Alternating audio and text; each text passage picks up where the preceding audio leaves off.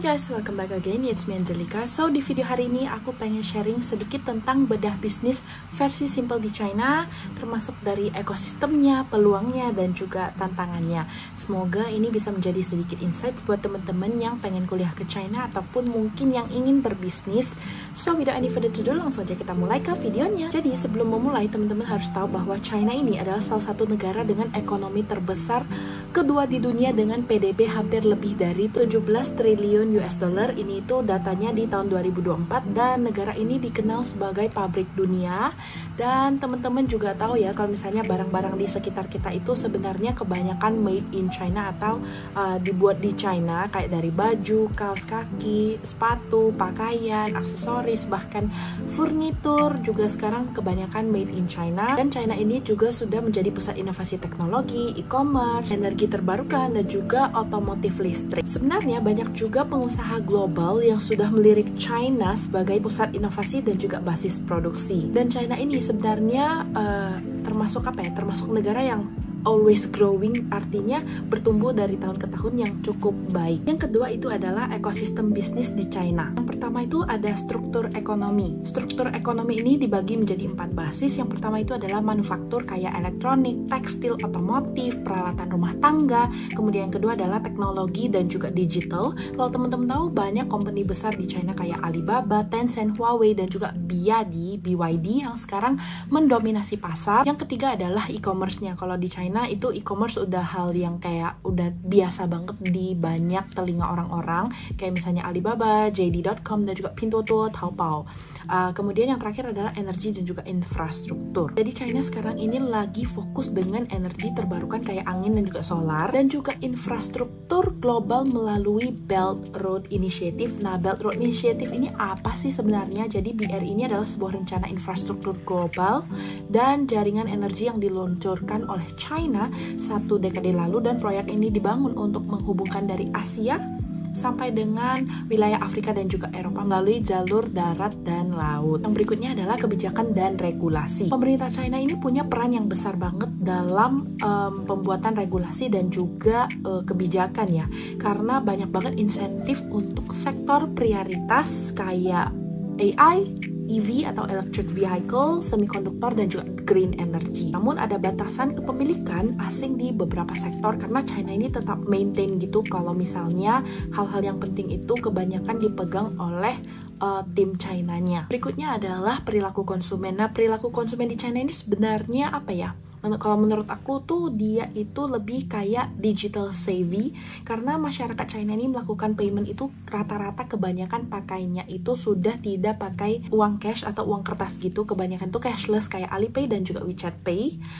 Kemudian buat temen-temen yang ke China, kalau misalnya temen-temen tahu kayak China itu apa ya, dia itu kayak mengikuti hype gitu loh, dan dia di setiap periode ada hype-hype tertentunya, kayak misalnya yang di popkan Labubu, atau misalnya kayak baju YBYK kalau nggak salah. Terus brand conscious ini kalian bisa lihat kayak bentuknya dalam produk-produk yang dijual premium, ramah lingkungan, dan juga punya nilai tambah yang sangat diminati atau additional value. Dan kemarin aku baru aja ke satu mall di Shanghai. Itu tuh kayak apa ya namanya, mereka itu meluncurkan produk-produk yang bikin kamu tuh tertarik buat membeli gitu. Dan ini menurut aku marketing yang sangat oke banget di China, which is harus kita pelajari gitu ya, kayak gimana sih supaya kita produksi suatu barang yang sekali orang lirik aja kita tuh mau beli. Dan yang paling terakhir adalah e-commerce dan juga live streaming. Seperti yang udah aku bilang tadi bahwa e-commerce dan live streaming ini sebenarnya udah lumrah banget di China, and actually we have to learn from them, karena China itu sangat apa ya, menurutku China itu living in 2050, alias kalau misalnya kalian belum tahu, kadang-kadang yang kalian lihat live streaming yang ada di China itu sebenarnya bukan manusia asli, which is AI, dan itu tuh kayak apa ya, kayak berputar 24 jam. Jadi mereka itu membuat satu sistem AI yang mirip kayak manusia gitu buat bantu mereka broadcast, dan ini tuh menjadi hal yang sangat efektif banget, dan juga cuannya itu jadi 24 jam nonstop asal ada yang check out. Selain dari e-commerce dan live streaming, actually mereka juga pakai sistem marketing brandingan buat KOL dan juga influencer. Sebenarnya ini udah lumrah ya, kalau misalnya di Indonesia kita juga lihat banyak produk-produk baru yang diluncurkan itu mereka menggandeng KOL dan juga small influencer lah ya, kita bisa bilang. Karena sebenarnya yang paling penting dari marketing menurut aku sih WOM atau word of mouth. Secara gamblang atau secara singkatnya, actually word of mouth ini yang paling oke banget, karena ya kayak ibu-ibu di pasar kalau gosip, kalau ngobrol kayak ih ini bagus, teman-temannya itu pasti bakalan beli dan kemakan atau kegiur omongan gitu guys. And yang ketiga adalah peluang bisnis di China. Nah, kalau untuk peluang bisnis sebenarnya aku singkat-singkat aja ya, soalnya ini yang aku search itu sebenarnya kayak bisa apa ya, bisa dibilang tuh yang masih dasar-dasarnya. That's why aku bilang ini tuh yang simple versionnya. Kayak misalnya teknologi dan inovasi itu kayak ada AI, semikonduktor, robotika, biotech yang sekarang lagi berkembang pesat banget di China. Berikutnya itu ada e-commerce dan retail. Ini tuh mereka itu apa ya, menetap dengan very high level standard, tapi semua orang pasti bisa belanja di internet. Bahkan yang di pedesaan itu mereka bahkan sudah bisa buat live streaming buat jualan produk mereka. Biasanya kalau yang di desa itu yang aku lihat di China, mereka jual buah-buahan, terus ada kayak plastik-plastik kayak gitu. Dan yes, China ini punya lebih dari 1 miliar pengguna di internet. Dan model live streaming di China ini juga udah populer banget. Berikutnya adalah energi terbarukan. Sekarang lagi fokus pada energi hijau kayak panel surya, turbin angin, dan juga kendaraan listrik. Dan di kota-kota besar di China itu sebenarnya kebanyakan udah pakai kendaraan listrik, tapi tidak menutup kemungkinan kendaraan apa ya yang isi pakai minyak tuh masih ada yang beli juga lah. Dan China ini memimpin produksi baterai lithium ion di dunia. And also yang paling terakhir adalah pariwisata dan hospitality. Menurut aku pariwisata dan hospitality ini adalah yang paling gampang buat menarik wisatawan. Dan China itu suka branding tempat-tempat mereka di Red Note atau Xiaohongshu. Jadi kalau misalnya teman-teman mau ke China, kalian boleh cek Xiaohongshu atau Red Note. Di situ banyak banget dari perjalanannya, berapa menit, dan fees yang dibutuhkan, transportnya, tempat tinggalnya, itu semua ada di Red Note. That's why aku bisa saranin teman-teman buat download Red Note kalau misalnya teman-teman pengen liburan ke China untuk mempermudah liburan kalian. Dan yang paling terakhir adalah tantangan berbisnis di China. Setelah aku search, sebenarnya ada beberapa ini tuh yang aku baca terus aku gabungin di web-nya itu. Yang pertama itu peraturan yang berubah begitu cepat. Yes, as you guys know, China itu hidupnya sangat-sangat cepat. Bukan berarti mereka nggak ada slow living.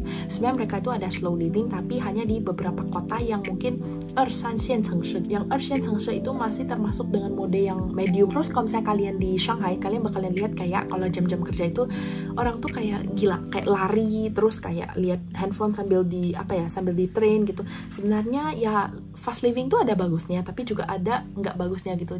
Biasa, setiap hal tuh ada pro dan cons. Kemudian yang kedua adalah persaingan yang ketat.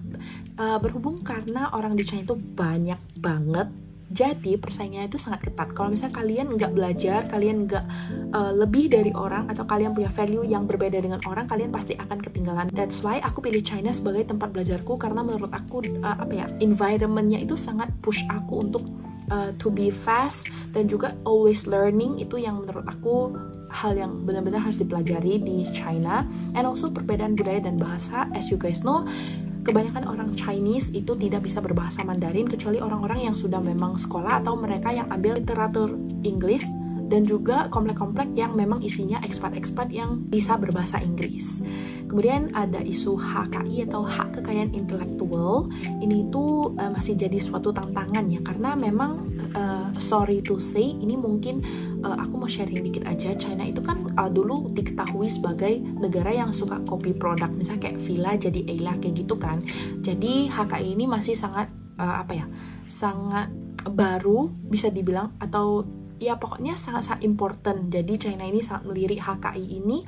Dan yang paling terakhir adalah ketergantungan pada kebijakan pemerintah. Sebenarnya ini connected dengan poin pertama, which is kebijakan pemerintah ini sangat cepat berubah. Jadi jadi semua perusahaan yang mau berbisnis di China harus wajib mematuhi regulasi dan juga peraturan yang ada di China. Oke guys, segitu dulu untuk video hari ini. Kira-kira teman-teman ada insights baru nggak? Atau misalnya teman-teman bisa sharing nih tantangan atau misalnya hal-hal yang kalian pelajari di China, dan juga evaluasi nih kira-kira bisnis versi simple di China ini masih kurang apa lagi? Kalian boleh tulis dan komen di bawah. I'll see you on my next video. Bye-bye!